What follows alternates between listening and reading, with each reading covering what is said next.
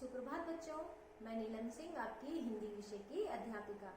आज हिंदी विषय में हम पढ़ेंगे हाँ वेरी गुड, इसका नाम होता है अनुनासिक। बच्चों आप ये देख रहे हैं ये किस प्रकार से लिखा गया है। देखो जैसे हम अ लिखते हैं ना, ये उसी प्रकार से लिखा गया है। और इसके ऊपर आप देख रहे हो इसकी एक मात्रा होती है। देखो ध्यान से कैसी मात्रा है इसके ऊपर। ये चांद जैसे आधा चांद होता है इस प्रकार से बनाया गया है और इसके बीचों बीच एक बिंदी लगी होती है, तो इसको हम कहते हैं चंद्र बिंदु। हम इसे क्या कहते हैं?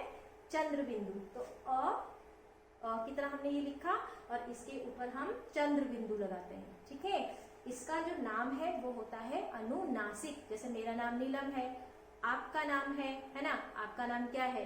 वेरी गुड, आपका नाम कार्तिकेय है, आपका नाम देवांशी है। तो इसी प्रकार से इसका क्या नाम होता है?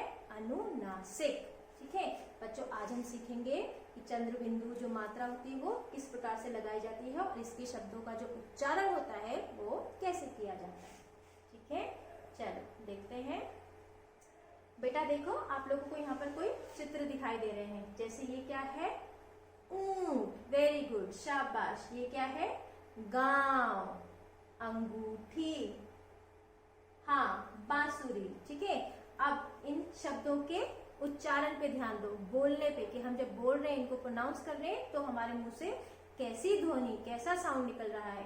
जैसे हमने सबसे पहले क्या बोला? ऊंट। जब आप ऊ बोलते हो तो आपके गले से एक आवाज आती है, ऊंट। ठीक है, इसी प्रकार से गांव, तो आपके नाक और गले से आवाज आ रही है। आप बोल के देखेंगे, सारे बच्चे प्रैक्टिस करेंगे, गांव। ठीक है, ये है अंगूठी। अंगूठी, तो नाक और गले से दोनों से साउंड आ रही है, स्वर आ रहा है। इसी प्रकार से बांसुरी, बांसुरी। ठीक है, अब यहाँ पर कुछ और भी शब्द दिए गए हैं, आइए इनको भी समझते हैं। जैसे ये क्या है?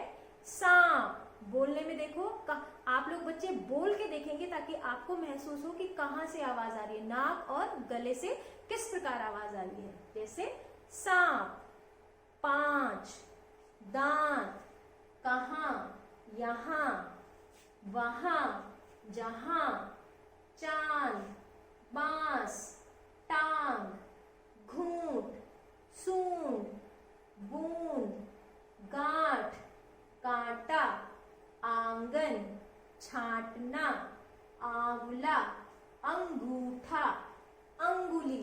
बच्चों आपने ध्यान से देखा। और एक और चीज देखिए, आप लोगों को मैंने अभी जैसे बताया था, ये जो ये अनुनासिक की मात्रा होती है, जो चंद्र बिंदु होता है, ये अक्षर के ऊपर जिससे स्वर आता है उसी के ऊपर लगती है। जैसे सा, सा, सा के ऊपर चंद्र बिंदु आ रहा है, तो इसके जो उच्चारण हम करते समय स्वर कहाँ से आ रहा है? गले से और नाक से। सा, सा, प, सा, प, सांप। ठीक है बच्चों, तो इसका बार बार उच्चारण कीजिए ताकि आपको पता चले कि उच्चारण करते समय इनका कैसा सही प्रयोग करना चाहिए। ठीक है, और आप और अच्छे से इसको सीख पाएंगे। चलिए ये पढ़ते हैं। नदी किनारे गांव है, पेड़ों की ठंडी छांव है, चारों तरफ हरियाली है, सबके चेहरे पर लाली है। आंगन में आंवले का पेड़ लगा है, उसके नीचे भैया खड़ा है। अब यहाँ देखो बच्चों, ये जो शब्द है इसमें चंद्र बिंदु लगा है, अर्थात ये कौन से शब्द है? अनुनासिक शब्द। जैसे गांव, छांव, आंगन, आंवले। ठीक है, अब इसको देखते हैं।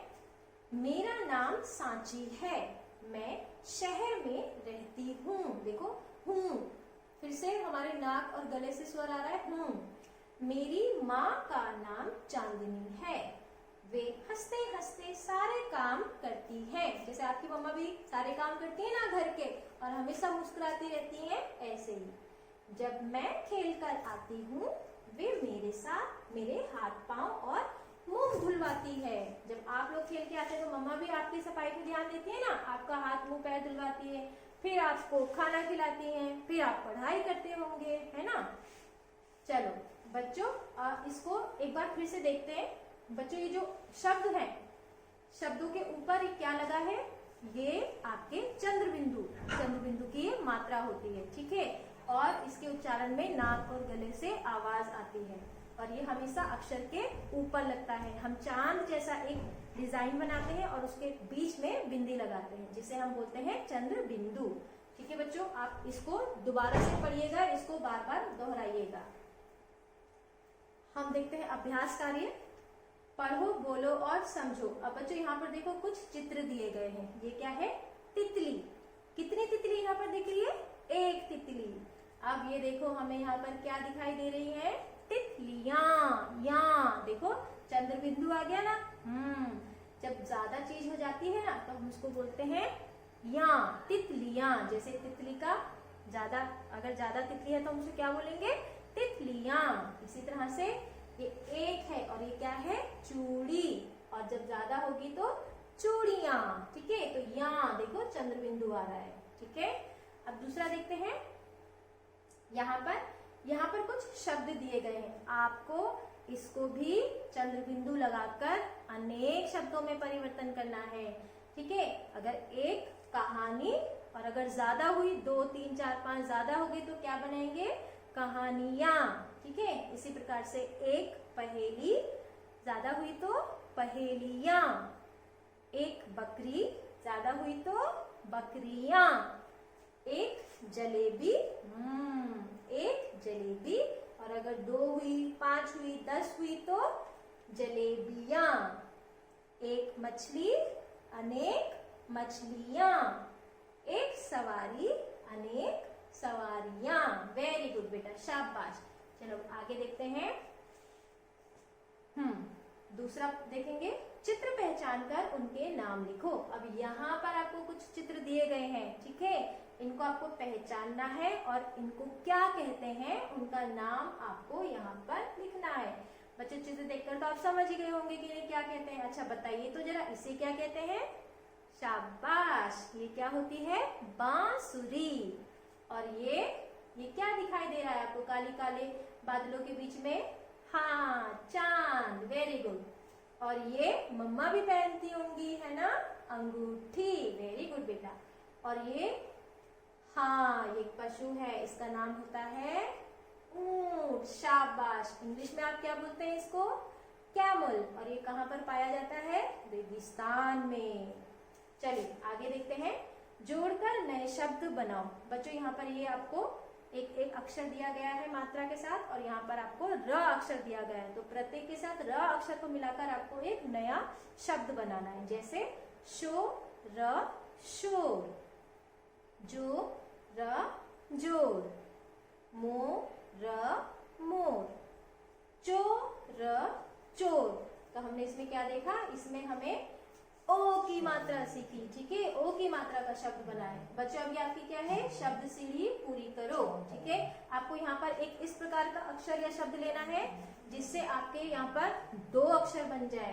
ठीक है, हम यहाँ पर एक अक्षर लिखेंगे मात्रा के साथ जिससे ये शब्द बन जाएंगे और आपके यहाँ पर 2 शब्द बनेंगे। अब ये मैं नहीं बताऊंगी, ये आपको खुद से जानना है कि यहाँ पर क्या बनेगा।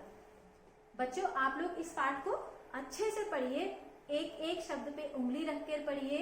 आपको मैंने बताया है कि आप जो भी नया पाठ पढ़ते हैं उस मात्रा के आपको 10-10 शब्द रफ नोटबुक में बनाने होते हैं। और ये हम क्यों करते हैं? ताकि हमारी अच्छे से प्रैक्टिस हो जाए और हम उस चीज को फिर कभी ना भूलें। तो आप लोग अच्छे से काम कीजिए, ध्यान से काम कीजिए और मजे कीजिए। Thank you.